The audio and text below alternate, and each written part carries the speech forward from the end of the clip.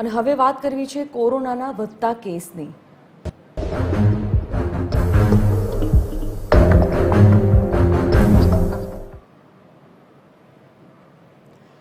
દેશમાં કોરોનાની ગતિ વધવા લાગી છે। 22મી મે સુધી દેશમાં કોરોનાના સક્રિય કેસોની સંખ્યા 257 હતી, જે 1 જૂને આ સંખ્યા વધી અને 3758 થઈ ગઈ છે। છેલ્લા 24 કલાકમાં કોરોનાથી 2 લોકોના મોત નીપજ્યા છે। અત્યાર સુધીમાં દેશમાં કોરોનાને કારણે મૃત્યુ આંક 28 પર પહોંચી ગયો છે, તો ભારતમાં ફરી એકવાર કોરોનાનો પ્રકોપ વધી રહ્યો છે। આરોગ્ય મંત્રાલયના આંકડા અનુસાર છેલ્લા 24 કલાકમાં દેશમાં કોરોનાના 360 નવા કેસ નોંધાયા।